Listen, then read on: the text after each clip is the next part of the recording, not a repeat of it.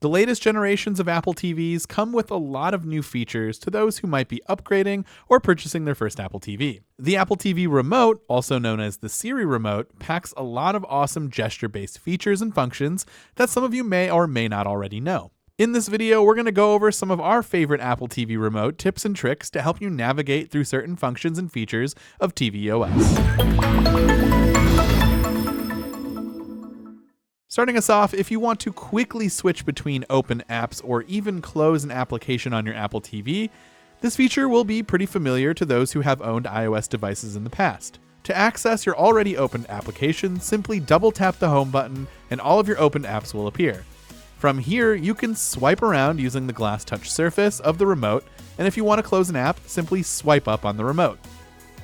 If you're having issues with your Apple TV or you just want to give it a quick reboot, you can do so by holding down the menu and home buttons at the same time for approximately 6 seconds or so. Your Apple TV will now begin the restart process. Now let's say you want to put your Apple TV to sleep after a long night of binge watching. Simply press and hold the home button for a couple of seconds until the sleep option appears on your screen. Now let's say you just want to activate your screensaver rather than putting the Apple TV right to sleep. Go ahead and double tap the menu button from the home screen to start your screensaver. Our next tip is one that might help out a lot of those who don't like Apple's TV app and want to press the home button to, return to the home screen. If you go into Settings, Remotes and Devices, Home button, from here you can change whether you'd like to press the home button to return to the TV app or straight to the home screen. Rearranging apps on your home screen, organizing them by folders, or deleting an application can also be done pretty easily. To move an application, simply long press on the touch surface of the remote until the app starts wiggling around.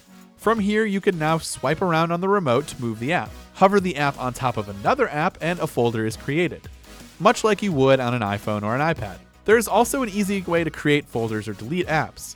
When long pressing on an app, keep the button held down until you see the prompt telling you to push the play/pause button for more options.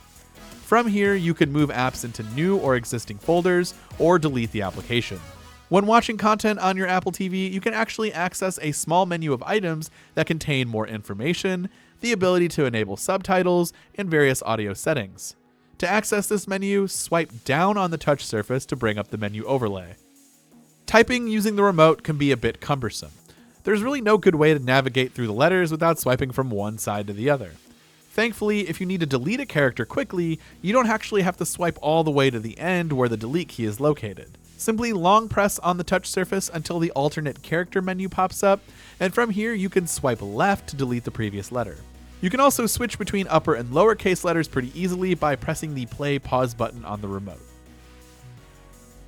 Finally, one of the more hidden options with the Apple TV Remote is the ability to change the output device right from your home screen. Hold down on the play/pause button on the Apple TV Remote, and in the menu that comes up on the screen, simply select the device you want to link by clicking the remote's touch surface. So that wraps up our Apple TV Remote tips and tricks for this video. If there are some more tips that we have missed, please let us know in the comment section down below. This has been Dan with Macrumors. Thanks for watching, and I will see you in the next one.